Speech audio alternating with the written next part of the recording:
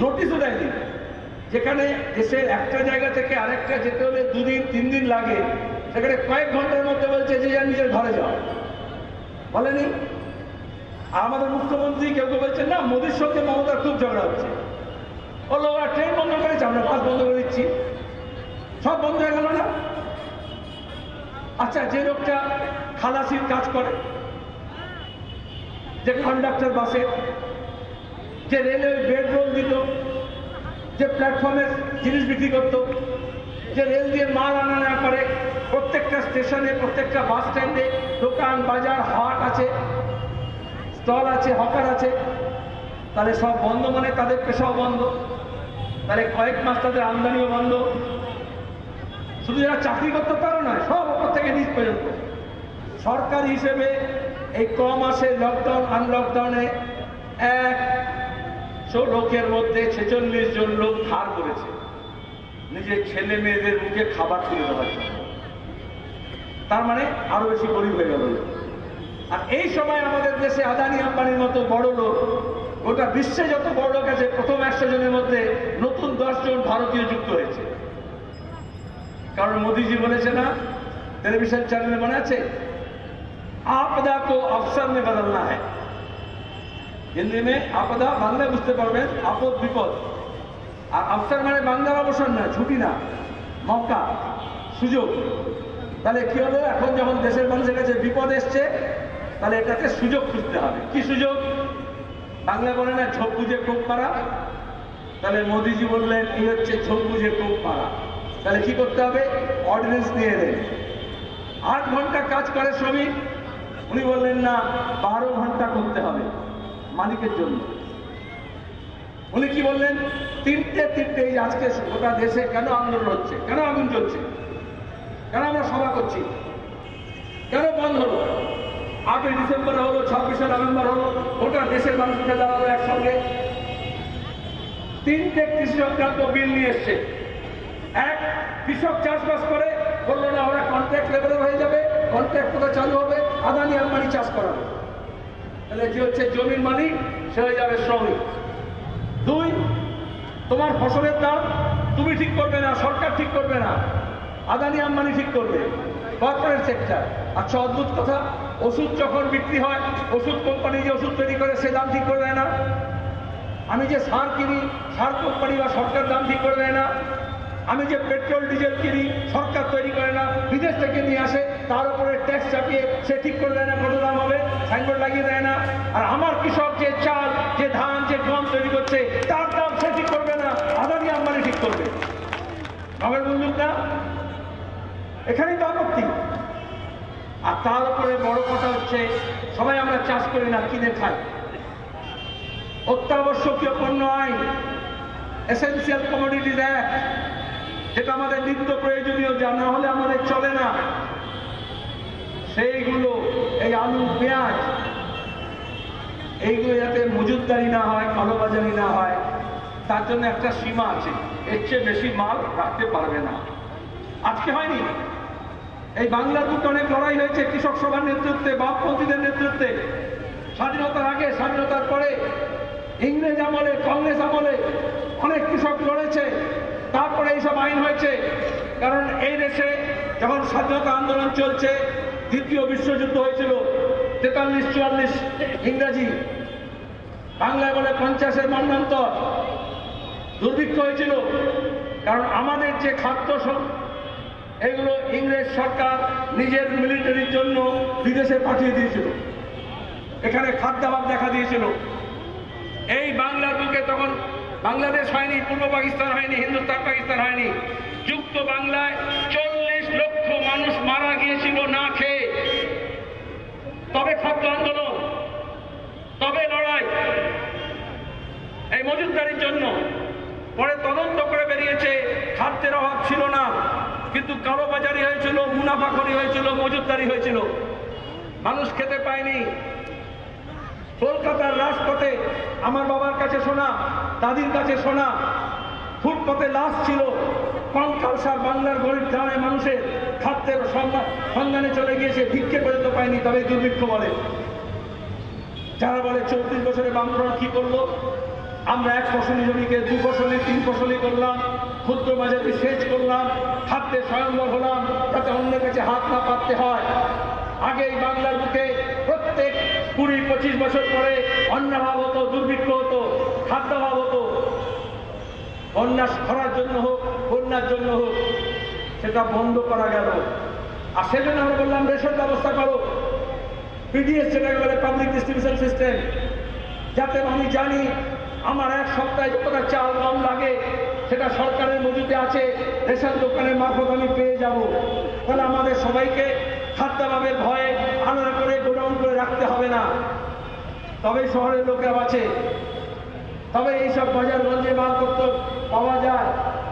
অত্যাবশ্যকীয় পণ্য আইন মোদিজি এই সময় যখন করোনা বললো মাস্ক পরে থাকো, জমায়েত করবে না, মিছিল করবে না, মিটিং করবে না, পোস্টার লাগাবে না, পার্লামেন্ট চলবে না, মমতা বললেন অ্যাসেম্বলি চলবে না, কেউ কোনো কথা বলবে না, বলেনি?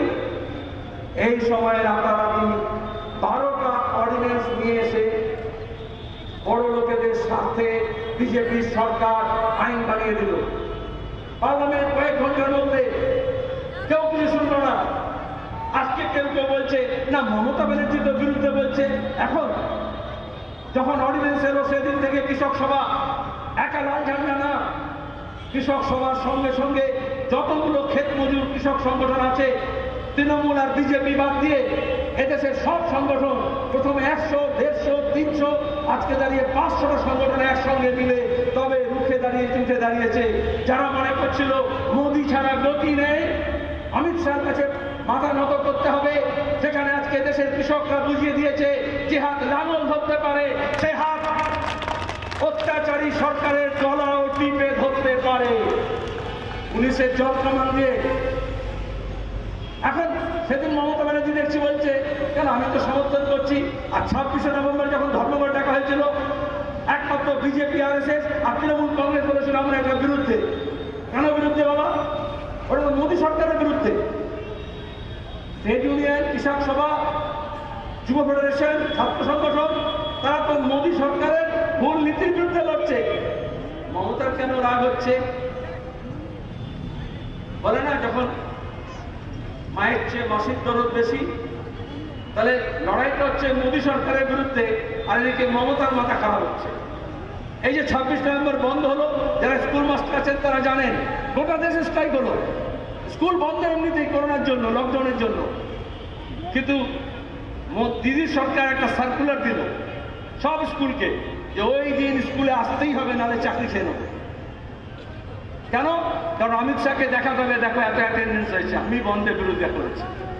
সরকারি কর্মচারীদের হুমকি দেওয়া হলো যে তোমরা যদি স্ট্রাইক করো তাহলে তোমার চাকরি যাবে। এই হুমকি তো আমরা আগেও দেখেছি। এই বছরের গোড়ায় জানুয়ারি মাসে এখানে ধর্মঘট ছিল না, গোটা দেশের সঙ্গে গোটা দেশ ধর্মঘট করলো। তখন নাগরিকতা আইন সংশোধনী করেছে অমিত শাহ। দিলীপ ঘোষ বলছে 2 কোটি মানুষকে বাংলা থেকে তাড়িয়ে দেবো, ডিটেনশন ক্যাম্প হবে, NPR হবে, NRC হবে। সবাই হিন্দু মুসলমান নির্বিশেষে উঠে দাঁড়ালো যে নাগরিকতা ভাষার নামে নয়, ধর্মের নামে নয়, জাতপাতের নামে নয়।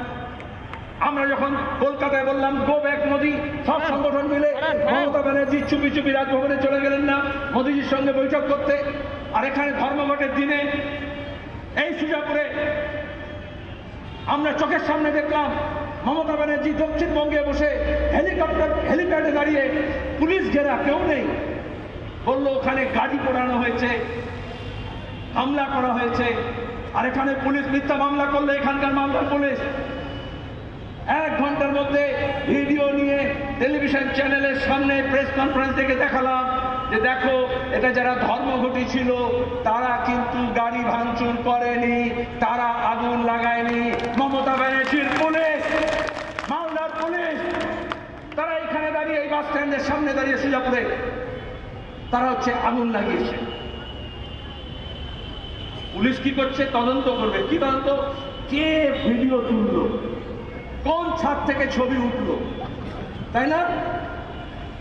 এটা নিয়ম। যেদিন মমতা ব্যানার্জি প্রথম এসছে ওই মগরাহাটে গুলি চলেছিল, একজন ছাত্রী, মাদ্রাসার ছাত্রী মারা গিয়েছিল। পুলিশের IG বলল তদন্ত করছি। এটা কিসের তদন্ত হলো? কোথা থেকে গুলি চলেছিল সেটা নয়, কোন অ্যাঙ্গেল থেকে গুলি এসেছিল সেটা তদন্ত হবে না, কোন অ্যাঙ্গেল থেকে ক্যামেরায় ছবি তুলেছিল যে গুলি চলেছে, তাহলে পাওয়া গেছে। নাহলে তো উনি বলতেন সাজানো ঘটনা, তা না হলে ছোট ঘটনা, তাহলে মিথ্যে ঘটনা। তারপরেও তার প্রতিবাদে যখন এখানে সভা করা ডাকা হলো, মালদা এলাম, পুলিশ বলে অনুমতি নেই। তাও ম্যাটাডোরে দাঁড়িয়ে মিটিং করলাম আমরা। পুলিশ কি করলো? মিথ্যা মামলা দিল। আগে যাদের নামে দিয়েছিল, জেলে নিয়ে গিয়েছিল, জামিন দিচ্ছিল না, তারপর দাঁড়িয়ে আমাদের নামে মামলা করে দিয়েছে। আমাকে একজন ফোন করে বললো, আপনার নামে তো মামলা করে দিয়েছে মালদা পুলিশ, তাহলে কি করতে হবে? বলে আপনার তো জামিন নেওয়া উচিত। আমি মমতা সরকারের কাছ থেকে জামিন নিই না। যদি হিম্মত থাকে, তাকত থাকে, এই মামলায় এসে মিটিং করছি, হ্যাঁ? কম হামলা করেনি, কম হামলা করেনি। আজকে তৃণমূল বলছে বিজেপির বিরুদ্ধে, আর কেউ বিশ্বাস করে। 2011-তে মমতা ব্যানার্জির সরকার এলো, সেই 11-তেই আগস্ট মাসে কমরেড বুদ্ধদেব ভট্টাচার্য প্রাক্তন মুখ্যমন্ত্রী, হুগলিতে সভা ছিল সিপিএমের এরকম, আর মোহন ভাগবত RSS তার এই মালদা ইংলিশ বাজারে সভা ছিল। লিখে নিন, তৃণমূল কংগ্রেসের মমতার সরকার বুদ্ধদেব ভট্টাচার্যকে বললো না, মিটিং করা যাবে না, অনুমতি নেই। আর মোহন ভাগবতের মিটিং এর জন্য তখনকার ইংলিশ বাজার পুরসভা, তখনকার মন্ত্রী এখানকার তৃণমূলে, তারা মোহন ভাগবতের জন্য লাল কার্পেট বেঁধে দিল যে আসুন বাবাজি এখানে প্রবচন দিন। এমনি এমনি বিজেপি RSS বাড়েনি। মমতা ব্যানার্জি তৃণমূল কংগ্রেস তৈরি করেছিল পুরনো কংগ্রেসীদের বলি। 2011 নির্বাচনে এই কংগ্রেস তৃণমূল একসঙ্গে জোট করেছিল, কিন্তু তার আগে যদি কংগ্রেস জোট না করতো, তৃণমূল কংগ্রেস কখনো পশ্চিমবঙ্গে আসতো না, পরিষ্কার কথা। আর এখনো যারা তৃণমূল মনে করছে তৃণমূল করছি, আমি এ কথা কংগ্রেসের জন্য বলিনি, এখনকার তৃণমূলের জন্য বলছি। মমতা ব্যানার্জির ইতিহাস হচ্ছে ঝাড় ধারে পা দিয়ে তিনি ওপরে ওঠেন, ওপরে উঠে প্রথমে তাকে লাথি মারেন। এটা কংগ্রেসকে জিজ্ঞেস করে নিন, এটা মুসলমানদের জিজ্ঞেস করতে পারেন। মুসলমানদের বলেনি, হ্যাঁ ভাঙড়ে মেডিকেল কলেজ করে দেবো, মিডিয়াপুরে যে গার্ডেন দিয়েছে মুসলমান মেয়েদের জন্য নার্সিং কলেজ করে দেবো, 10,000 মাদ্রাসা দেবো, আলিয়া বিশ্ববিদ্যালয়কে মাদ্রাসা বিশ্ববিদ্যালয় করে দেবো। মমতা ব্যানার্জি এখন মাদ্রাসা শিক্ষামন্ত্রী, সংখ্যালঘু দপ্তরের মন্ত্রী। 10 বছরে যে শব্দটা মমতা ব্যানার্জি উচ্চারণ করেননি, কোন শব্দটা উচ্চারণ করেনি 10 বছরে? মাদ্রাসা, এই শব্দটা মমতা ব্যানার্জি উচ্চারণ করেন না। ভাবুন, ভোটে আসার সময় তখন ইনশাআল্লাহ, মাশাআল্লাহ, সুবহানাল্লাহ বলছিল, তাই না? এখন মাদ্রাসা শব্দটাও বলেন না। 10,000 মাদ্রাসাকে অনুমোদন দিয়ে বলেছিলেন। কয়েকটা মাদ্রাসা, আনএডেড মাদ্রাসা, তারা বললো মাইনে দেওয়া, মিড ডে মিল দাও, তাদেরকে ধরে পুলিশে পড়ে দিল না, লাঠি চালানো না।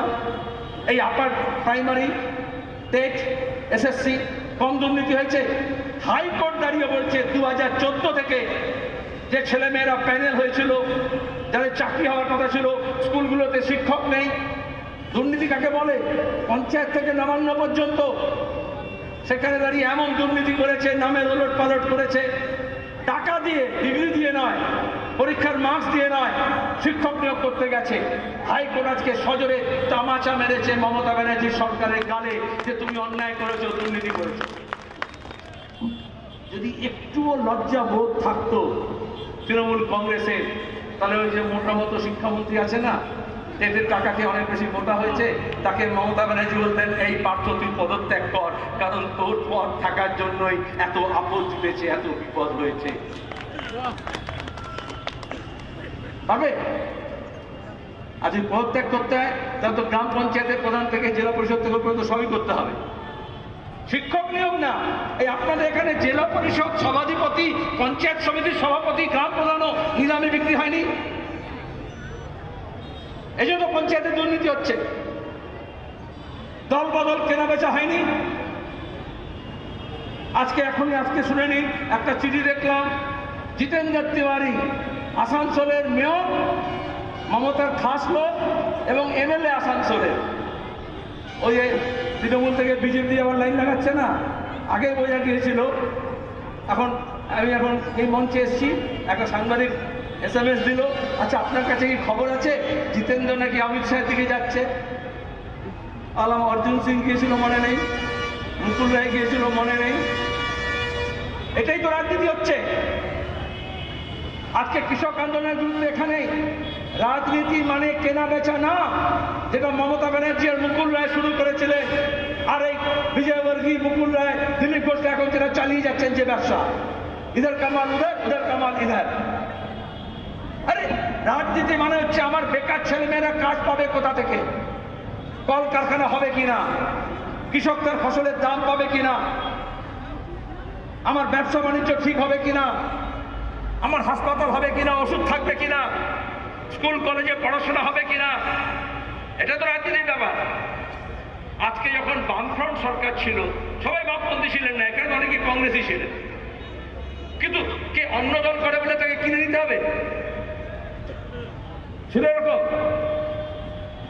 তখন তো যার যেটা মত আছে সে মতো হবে।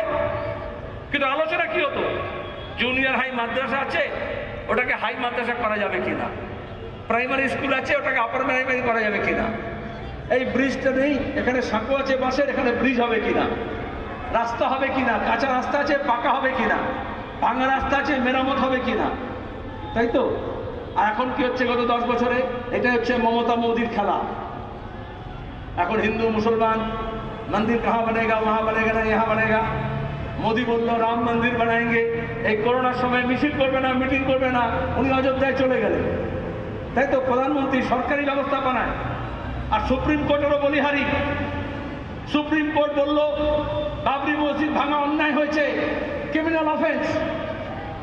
আর অন্যদিকে নিচের তলার কোর্ট বলল কেউ তো ভাঙেনি, আমরা তো দেখিনি, সব বেকসুর খালাস। তাহলে অপরাধটা করলো কে? অপরাধটা করলো কে? এটাই হয়েছিল ওই রাম মন্দির বাবরি মসজিদের ঝামেলার প্রথম এটাই হয়েছিল। হঠাৎ করে RSS বলল রাম লালা প্রকট হুয়া হ্যায়, কোর্টে গিয়ে থানায় গিয়ে FIR করা হলো, বললো না FIR নেওয়া যাবে না, ওটা নিজে নিজে হয়েছে। আরে কেউ তো রেখেছে। এইভাবেই অপরাধ হয়, এইভাবেই তৎকালীন সরকার যে অন্যায়কে প্রশ্রয় দেয়, প্রথমে সেটা ঘা হয়, পরে সেটা ক্যান্সার হয়ে যায়।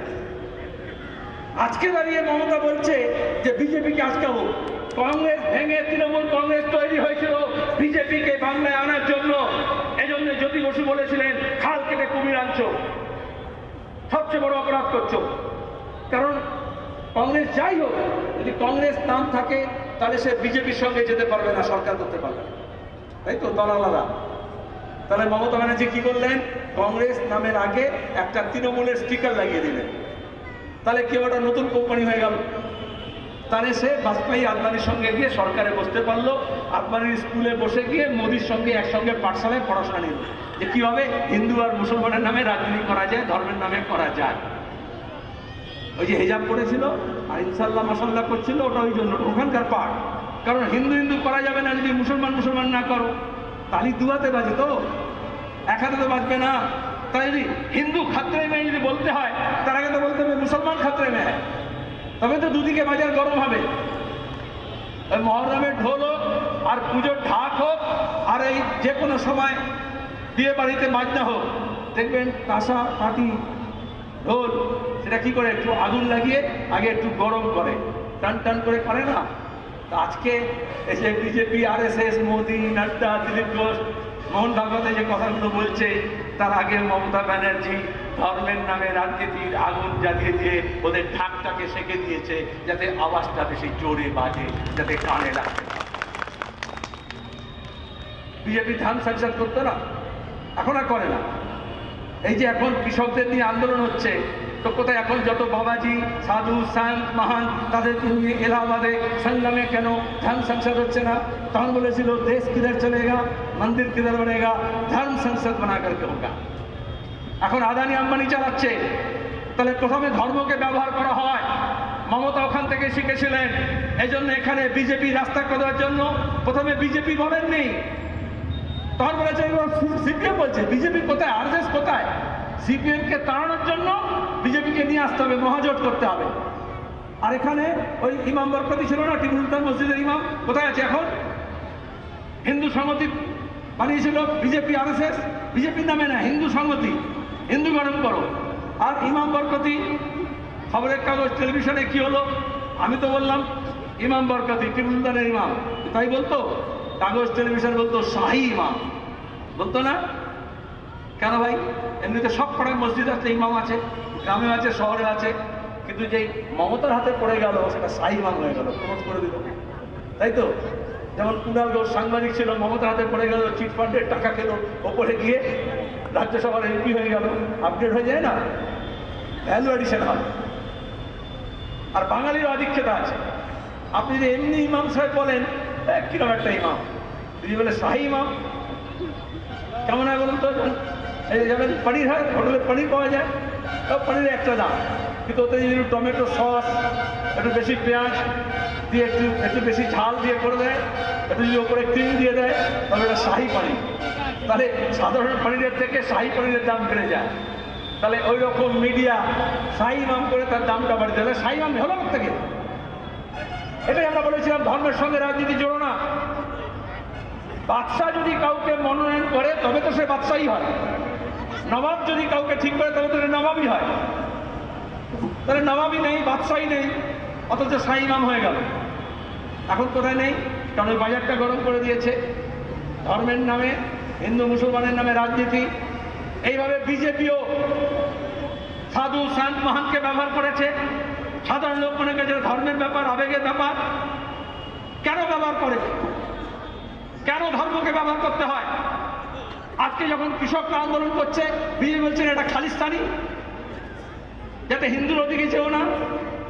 যখন নাগরিকতার বিরুদ্ধে সাইন মাগে যখন হচ্ছিল ধর্ণা দিল্লিতে গোটা দেশে, তখন বলেনি এটা হচ্ছে পাকিস্তানি, বাংলাদেশি। পার্লামেন্টে আমি যখন বলেছি নাগরিকতা সংশোধনী আইন বলে বাংলাদেশি, আমার তো বিপদ। বাংলা বললে বলে বাংলাদেশি, উর্দুতে বললে বলে পাকিস্তানি। এটা এরকম দাগ লাগিয়ে দিতে হয়। জওহরলাল নেহরু বিশ্ববিদ্যালয়ের ছাত্ররা যখন বলল, ঐশী ঘোষ, ওমর খালিদ, কানাইয়া, বলে এরা টুকরে টুকরে গ্যাং, এরকম নাম লাগিয়ে দেয়। কার চর্চা এটা? কে লাগিয়ে দেয়? আরএসএস। আমাদের এখানে মনে আছে যখন বিজেপি, তৃণমূল আর সবাই মিলে এখানে লাল ঝান্ডাকে সরাচ্ছিল, তখন এরকম সিপিএমকেও সিপিএম বলতো না, তখন খবরের কাগজ টেলিভিশনগুলো বলতো হারমাদ। আর নাম লাগিয়ে দিতে হয়। এসব হচ্ছে আরএসএস সিলেবাসে আছে, এখন বলে না। কারণ কাউকে যদি মারতে হয়, ইংরেজির এক কথা আছে, if you want to kill a dog give it a bad name. যদি একটা কুকুরকেও মারতে হয় তাহলে বলে এটা পাগলা কুকুর, তাহলে মারলে লোকে বলে ভালো করেছে। এই জন্য যখন সংখ্যালঘুদের উপর নির্যাতন হয় তখনও বলে গরু পাচার, এগুলো মামলিন ঠিক করে না। কখনো বলে বাংলাদেশি, কখনো বলে ওই রোহিঙ্গিয়া। এইভাবে একটা হয়, একটা ভীতির সঞ্চার করে। তাই লাখ টাকা যারা আন্দোলনটাকে ভাঙতে চাইছে, আমরা বলছি গোটা দেশের কৃষক এক হোক, 500 সংগঠন এক হোক। আদানি আম্বানির দালাল বলবে না হিন্দু কৃষক আলাদা হোক, মুসলমান কৃষক আলাদা হোক, শিখ কৃষক আলাদা হোক, বৌদ্ধ কৃষক আলাদা হোক। কারণ আমি যদি ভাগ হয়ে যাই তাহলে ওদের লুটের রাজ কায়েম করতে সুবিধে হবে। আর যদি লুটের রাজ বন্ধ করতে হয় তাহলে এক কাট্টা হতে হবে। আজকে গোটা দেশে দিল্লিতে মোদির লুট আর বাংলায় দিদির লুট চলছে। এক লুটেরা আর এক লুটেরাকে কখনো ধরে না। অনেকে বোঝালো গত লোকসভার সময়, আরে দাঁড়া না, রাজীব কুমারকে ধরবে, তারপরে ভাইপোকে ধরবে, তারপরে পিসিকে ধরবে, তারপরে চিট ফান্ডের টাকা আদায় করবে। বিজেপি ওরকম ভাব নিল, কিন্তু কোথায়? বিজেপি যখন প্রথম এলো বললো ভাগ মুকুল ভাগ, সবাই বললো এই তো বিজেপি চলে এসছে 56 ইঞ্চি, এইবার মুকুলকে তাড়াবে, তারপরে মমতাকে তাড়াবে, তাই তো? আরে হিন্দি में भाग बोलने का मतलब हिस्सा, বাংলায় বলে না ভাগাভাগি। তাহলে বললো কালীঘাটে চিট ফান্ডে টাকার পিসি ভাইপোকে ভাগ দিয়েছ মুকুল, মোদিজির ভাগ কোথায় গেল, অমিত শাহের ভাগ কোথায় গেল? মুকুল রায় বললেন 1 বস্তা ওখানে দিয়েছি, 2 বস্তা তোকে। তাহলে বিজেপিটা কি? যারা মনে করলেন বিজেপি এসে তৃণমূলকে সাহায্য করবে, আরে তৃণমূলের গোপাল মুকুল রায় কে, অর্জুন সিং কে? এখন যারা যাচ্ছে মমতা ব্যানার্জি যাদেরকে দিয়ে তৃণমূলের ঝান্ডা ধরিয়েছিলেন, আজকে সবাই দেখবেন তারা বিজেপি ঝান্ডা ধরানোর চেষ্টা করছে। তাহলে মালটা কি হলো? দেখবেন শোরুমটা আলাদা কিন্তু গুদামটা এক। তাহলে বিজেপি আর তৃণমূল দুটো আলাদা শোরুম বানিয়েছে, কিন্তু মালটা ওই কালীঘাটের গুদাম থেকেই আসছে। কেউ এই শোরুমে বসছে, কেউ ওই শোরুমে বসছে। তাতে কি দুর্নীতি শেষ হয়ে যাবে? তাতে কি লুটপাট শেষ হয়ে যাবে? বিজেপি আরো বেশি লুটপাট করছে। এরা চিট ফান্ডের টাকা চুরি করেছে, ওরা চিটিংবাজি করছে গোটা দেশের সঙ্গে। বেকার ছেলে মেয়েদের বলেছিলেন মোদী সরকার আসা মানে 2 কোটি বেকারকে বছরে কাজ দেবেন। 6 বছর পুরনো সরকার, 6.5 বছর হয়ে গেল। ক কোটি বেকারের কাজ হয়েছে? শুধু নভেম্বর মাসে, গতকালের হিসেব আছে সরকার, শুধু নভেম্বর মাসে 35 লক্ষ মানুষ কাজ হারিয়েছেন। লকডাউনের পরে, লকডাউন আনলকডাউনে কয়েক কোটি মানুষের আয় কমে গেছে, অথচ জিনিসের দাম বাড়ছে। আলু কত করে কিলো এখানে? হ্যাঁ, আলু কত? ও কালকে বললো 40, চোপড়া জিজ্ঞেস করলাম পরশুদিন, আজকে বলছে 50। হ্যাঁ, আর পেঁয়াজ 40। আচ্ছা, কৃষক যখন আলু তৈরি করে সে কি 50 টাকা পায়? কৃষক যখন পেঁয়াজ তৈরি করে বাজারে নিয়ে যায় সে কি ওই দামটা পায়?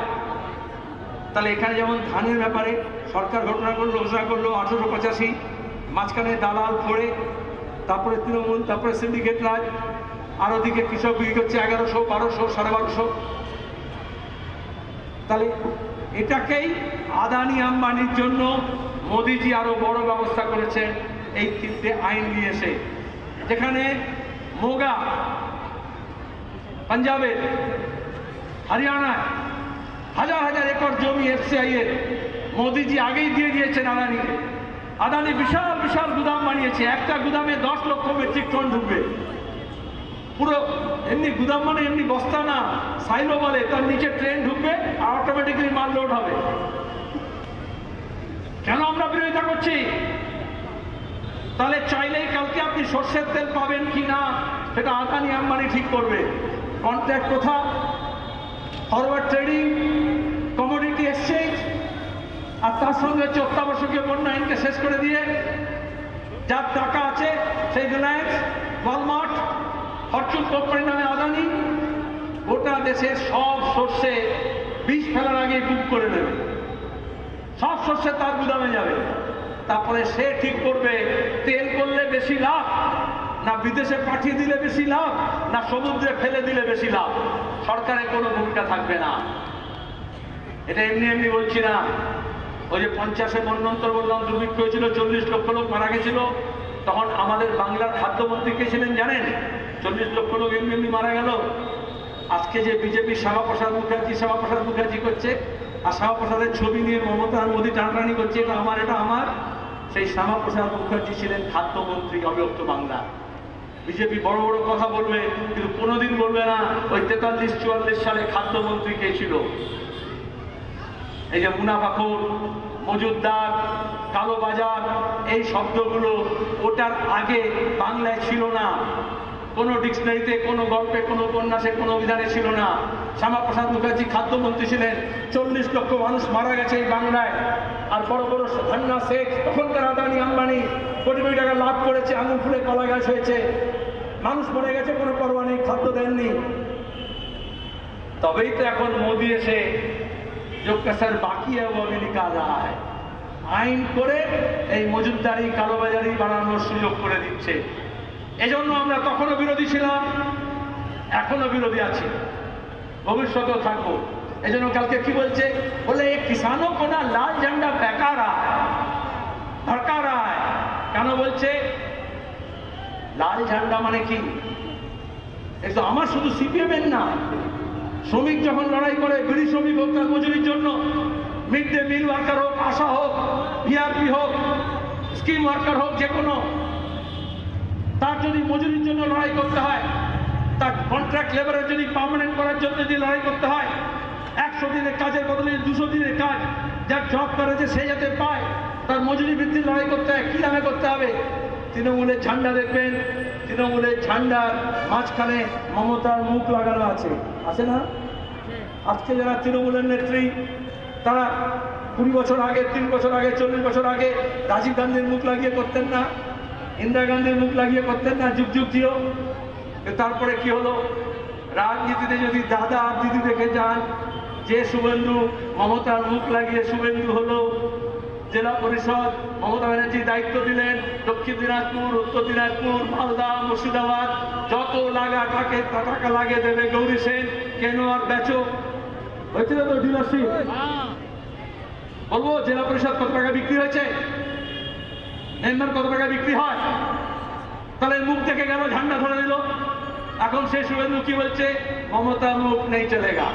এখন শুভেন্দুর কিছু লোকেরা তার মুখ লাগিয়ে বলছে আমরা দাদার লোক, বলছে না? মুখ লাগিয়ে করছে না? তার মানে কি আছে? দাদার লোক, দিদির লাখ, মানে কাল যদি বেশি টাকা লাগে তাহলে সেখানে অমিত শাহের মুখ লাগাতে পারে, মোদীর মুখ লাগাতে পারে, তাই তো?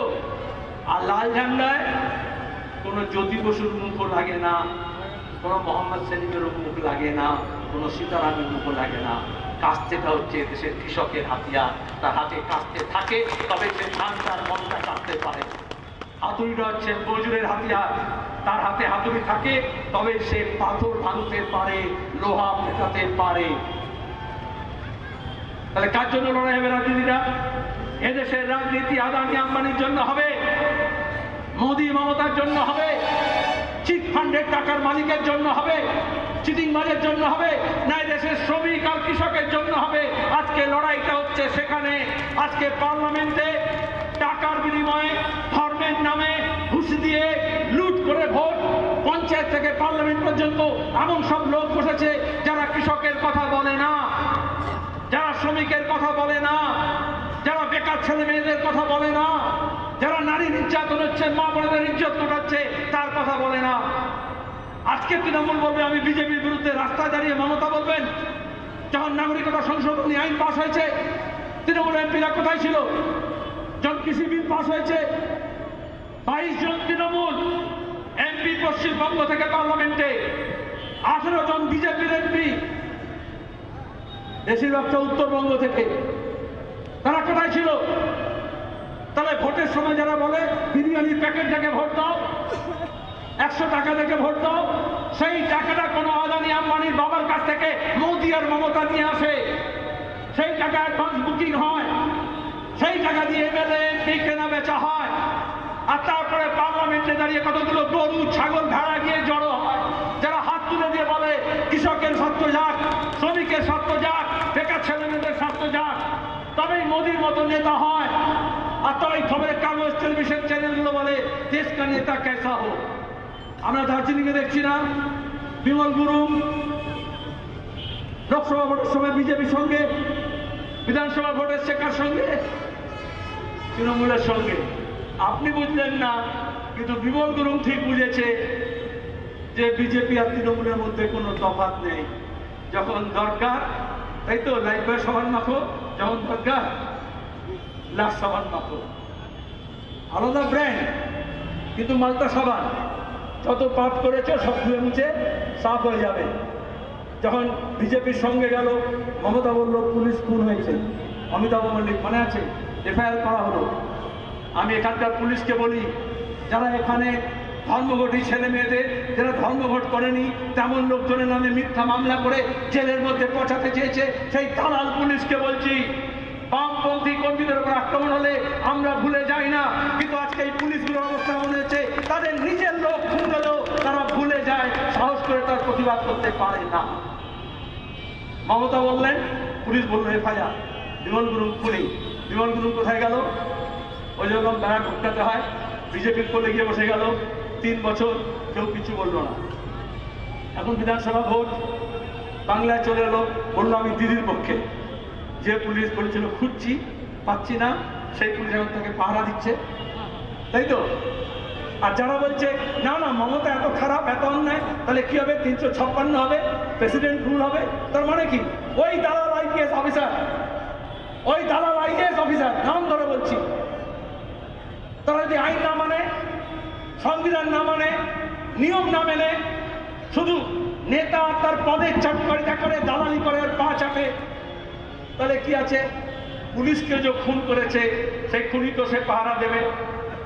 কিন্তু যদি বিজেপির কাছে যায় তাহলে মমতার পুলিশ তাকে খুঁজবে, আর যদি মমতার কাছে যায় তখন ইডি সিবিআই এর নাম করে, মাঝে মাঝে হয় না, অমিত শাহ পাঠিয়েছে, ইডি পাঠাচ্ছে, সিবিআই পাঠাচ্ছে বিরোধী রাজনৈতিক দলগুলোকে ধরার জন্য। আমরা ব্যবস্থা একই। আমরা চাইছি আইনের শাসন, আমরা চাইছি সংবিধানের শাসন, আমরা চাইছি নিয়ম পালন, আর তা নাহলে চোর আড্ডা হয়ে যায়। আর আইনের শাসন থাকে না, তখন আজকে পশ্চিমবঙ্গে যা হচ্ছে, আগে এত হিন্দু মুসলমান হতো, এত রামধাঙ্গামার পরিস্থিতি ছিল, কোথেকে এলো? যদি গণতন্ত্রের অধিকার চলে যায়, যদি মানব অধিকার চলে যায়, মানুষের অধিকার চলে যায়, তখন এই ধর্মের নামে, জাতপাতের নামে হয়। বিজেপি এসে ন্যায় করবে, বলে অন্যায় চলবে না। হাতরাসের কাণ্ডে কি হলো? দলিত মেয়ে, তপশিলি জাতির হিন্দু মেয়ে। আমরা হিন্দু মুসলমান বলি না, আমরা উঁচু জাত নিচু জাতের মানি না, মানুষ মানুষ সবাই ইনসান। কিন্তু এরকম তো ব্যবস্থা আছে, বর্ণ প্রথা। সেই দলিত মেয়েটাকে গণধর্ষণ করলো হাতরাসে, যোগী রাজত্বে, জিভ কেটে দিল, হাড়গোড় ভেঙে দিল। 15 দিন কোন দালাল খবরের কাগজ, টেলিভিশন চ্যানেলগুলো যারা দিন রাত মোদি মোদি মমতা মমতা করে, এদেশের কোন খবরের কাগজ, কোন টেলিভিশন চ্যানেল খবর দিল না। আরে জিভ তো কেটেছিল ওই মেয়েটা, কিন্তু আসলে জিভটা কেটে নিয়েছে আমাদের দেশের খবরের কাগজ, টেলিভিশন চ্যানেলে যারা বড় বড় কথা বলে তাদের জিভ কেটে নিয়েছে। আরে শিরদাঁড়া তো ভেঙেছিল ওই মেয়েটা। কিন্তু অপরাধীরা সরকারে গেলে তারা ওই মিডিয়ারও শিরদাঁড়া ভেঙে দেয়, অফিসারদেরও শিরদাঁড়া ভেঙে দেয়। ওই মেয়েটার লাশটাকে সৎকার করতে দেয়নি। মেয়েটার মা অ্যাম্বুলেন্স সামনে পা ধরছে, আমার মেয়েকে একবার দেখতে দাও, দেখতে দেয়নি। তাহলে যারা মনে করে ধর্মের নামে রাজনীতি হলে, মুসলমানের নামে হলে মুসলমান দেখবে, হিন্দুর নামে হলে হিন্দু দেখবে, যোগীজি ওই উন্নাবের মেয়েটাকেও দেখেনি, যেমন মোদী সরকার আসিফাকেও দেখেনি। পরিষ্কার কথা, ওরা ওরম করে বলে। কিন্তু বিমল গুরুং গোর্খাল্যান্ডের নামে, নেপালিদের নামে রাজনীতি করেছে, কিন্তু আসলে আপনা উল্লু সিধা করনা হ্যায়। মমতার কাছে গেলে বেশি লাভ না মোদির কাছে গেলে বেশি লাভ, তাই তো? আর গোর্খাল্যান্ডটাকে শুধু একটা শব্দ হিসেবে ব্যবহার করা হচ্ছে। আগে বলেছিল, মোদি বলেছে গোর্খাল্যান্ড দেবে, এই জন্য চলো পার্লামেন্ট নির্বাচনে মোদির সঙ্গে। এখন বলছে মমতা বলেছে গোর্খাল্যান্ড দেবে, তাহলে চলো। কেউ কাউকে কিচ্ছু দেবে না, দেবার থাকতো তাহলে মোদি বলেছিল বিদেশ থেকে 15 লক্ষ টাকা নিয়ে আসবে, কালো টাকা, আর আপ লোকটা খাতা মে চালায়েগা, এসছে। মমতা বলেছিল সরকারে জিতলে চিট ফান্ডের টাকা ফেরত দেব, দিয়েছে। মোদি বলেছিল বছরে 2 কোটি বেকারকে কাজ দেব, দিয়েছে। এখন আবার যে ভোট আসবে, এখন বলছে 75 লক্ষ বাঙালিকে কাজ দেব। আর আসামে সরকার করেছে, সেখানে বাংলাভাষী মানুষকে ডিটেনশন ক্যাম্পে পাঠাচ্ছে, এনআরসির নাম করে নাগরিকতা খারিজ করছে। হিন্দু মুসলমান কিছু দেখছে না। এই জন্য যদি লড়তে হয় তাহলে হিন্দু মুসলমান, বাঙালি অবাঙালি, তার থেকেও করে উঠতে হবে। আজকে দেশের কৃষক আন্দোলন সেই পথ দেখাচ্ছে। আমরা যদি এক কাট্টা হই, কোন পুলিশের লাঠি, কোন জল কামান, কোন টিয়ার গ্যাস, কোন জেলখানা, কোন বন্দুক, তাতে এত গুলি নেই। 135 কোটি মানুষের বুক ঝাঁঝরা করে দেবে। আর এই জন্য মানুষকে ভাগ করে দেয়। বিধানসভা নির্বাচন সামনে, এজন্য আমরা বলেছি যারা বিজেপির বিরুদ্ধে, যারা তৃণমূলের বিরুদ্ধে, তাদের এক কাট্টা হতে হবে। সে রাজনৈতিক দল হতে পারে, সে গোষ্ঠী হতে পারে, মঞ্চ হতে পারে, ব্যক্তি হতে পারে। যে নিজেকে বিজেপি বা তৃণমূলের কাছে বেচে দেবে না, যে চিট ফান্ডের টাকায় বা চিনিবাজিতে বিক্রি হয়ে যাবে না, এমন সব লোককে আমরা এক কাট্টা করবো। যখন বামফ্রন্ট সরকার ছিল, 9টা দলের বামফ্রন্ট ছিল, আজকে 16টা দল মিলে আমরা একসঙ্গে হয়েছি। তারপরে কংগ্রেসও আবার একটু মাপজোপ করছে, জলমাপ ছিল না, এদিকে গেলে বেশি লাভ না ওদিকে গেলে বেশি লাভ। আমরা বলেছি ওইরকম, এটা কোনো দোকান না যেখানে মূর্তি লাগিয়ে শুভ লাভ বলে লিখে রাখে না। হ্যাঁ, দলটাকে এরকম লাভের দিকে, ক্ষতির দিকে যেও না, নীতির দিকে যাও। এসো, কৃষকরা লড়াই করছে, আমরা দেখবো কে কৃষকের পাশে আছে, কে আদানি আম্বানির পাশে আছে। শ্রমিকরা লড়াই করছে, এসব কে মালিকের কাছে আর কে শ্রমিকের দিকে আছে। বেকার ছেলেমেয়েরা কাজ চাইছে, দুর্নীতির বিরুদ্ধে লড়াই হচ্ছে। 100 দিনের কাজের কথা হতে পারে, কামাই হোক, দওয়াই হোক, পড়াই হোক, সিঁচাই হোক, এগুলোই তো ইস্যু।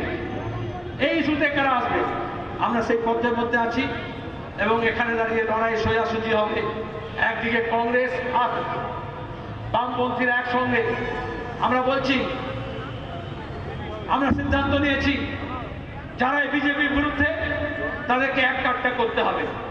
বিহারে দেখেছেন নির্বাচনে যারা বলছিল মোদী হারতে পারে না, বিজেপি প্রায় হেরে যেত। আজ নীতিশ কুমারকে দেখছেন, সে কে? নীতিশ কুমার কে? বাংলার মমতা। ও যেমন মমতা বিজেপির সঙ্গে গিয়ে রেলমন্ত্রী হয়েছিল, নীতিশে সেরকম ওখানে গিয়ে রেলমন্ত্রী হয়েছিল। এখানে যেমন মুখ্যমন্ত্রী হওয়ার জন্য বিজেপিকে হাত ধরে টেনে নিয়ে এসেছিলেন, বিহারেও বিজেপি ছিল না, নীতিশ কুমার এরকম হাত ধরে বিজেপিকে নিয়ে এসছে, তাই তো? আবার যখন সুযোগ বুঝবে ওদিক থেকে এদিক, এদিক থেকে ওদিক লাফাতে ঝাপাতে পারে। সেই জন্য আমরা বলেছি, যারা কখনো বিজেপির সঙ্গে যায়নি, যারা বিজেপির সঙ্গে নেই, যারা বিজেপির সঙ্গে যেতে পারে না, এমন সবাইকে আমরা একসঙ্গে করব। লড়াইটা জোরদার হবে। 2019-এর লোকসভা নির্বাচনের পরে খবরের কাগজ, টেলিভিশন সবাই বলতে আরম্ভ করলো 21-এর বিজেপি। আরে তারা এত লাফালাফি কেন? ছোটবেলায় বাবা মা ঘুরতে শেখায়নি স্কুলে? 19, 20, 21, তাহলে 19-এর পরে তারা 20 আছে, 20 আছে, তারপর তো 21 হবে। 20-এর পরে হিসাবই নিচ্ছে না, সবাই খালি বলছে 21-এ হবে। আমরা বলেছিলাম 20 সালে 20-এ বিষক্ষয়, এই যে 20 গুলেছে, কেউ কেউ বললো তৃণমূলকে সরাতে বিজেপিকে লাগবে, কাঁটা সে কাঁটা নিকলেগা। তাতে কি হলো? একটা কাঁটা ছিল, দুটো কাঁটা হয়ে গেল। এখন আর মার্কেটিং এমন হয়, আপনার এই কাঁটা বলবে, আমি কাঁটা বলছি, ওরা কি বলবে? বলবে এটা ঘাস ফুল, এটা কমল ফুল, তাই তো? পাবলিককে এপ্রিল ফুল বানানোর জন্য ফুল নিয়ে হাজির হয়েছে, কিন্তু দেখতে হবে আসলে সামনে ভোটের সময় দেখাচ্ছে ওটা ফুল, আর ভোট হয়ে গেলে খেল খতম, পয়সা আ যাও, তখন সেটা কাঁটা বেরিয়ে আসছে। এবং লোকে বললো এক কাঁটা নিকালনে কে লিয়ে দুসরা কাঁটা লাগানা পড়েগা, কাঁটা সে কাঁটা নিকলেগা। আজকে আমাদের রাজ্যে এই দুটো কাঁটা আছে, আর যদি লড়তে হয় তাহলে ওই দুটো কাঁটাকে উপড়ে ফেলতে হবে, তাই তো? ঘাস ফুল কমল ফুলকে আটকাবে না, কমল ফুল ঘাস ফুলকে আটকাবে না। ওরা একে অপরের জড়াজড়ি করেই এসেছিল। রসুন দেখেছেন? রসুনের কোয়া সব আলাদা হয়, কিন্তু পেছনে গোড়াটা এক জায়গায় বাঁধা থাকে। বিজেপি আর তৃণমূল ওই রকম, RSS এর গোড়ায় ওখানে বাঁধা আছে, বাইরে আলাদা আলাদা কোয়া আছে। আপনারা হয়তো আলাদা আলাদা কোয়া দেখছেন, আমরা কিন্তু গোটা রসুনটা দেখতে পাচ্ছি। আর এজন্যই আজকে দাঁড়িয়ে জিনিসপত্রের দাম বাড়া হোক, বেকারি হোক, অশিক্ষা হোক, অনুন্নয়ন হোক, দাঙ্গা হাঙ্গামা হোক, তার বিরুদ্ধে যদি লড়তে হয় তাহলে বেকারের হাতে কাজ চাই, শিক্ষা চাই, সেচ চাই, পানীয় জল চাই, তার জন্য লড়াই। আর সেই লড়াইয়ে সামিল হবে, সেই লড়াইয়ের আমন্ত্রণ জানাচ্ছি। এবং সেই লড়াই আজকে এখন দীর্ঘক্ষণ ধরে আপনারা শুনলেন। আপনাদের সবাইকে ধন্যবাদ, নমস্কার, আদাব, সালাম জানাচ্ছি। এবং এবার লড়াইটা জোরদার হবে, কিন্তু সেখানে ভাগাভাগি হলে চলবে না, একসঙ্গে মিলতে হবে। হবে তো? হবে? পেছনে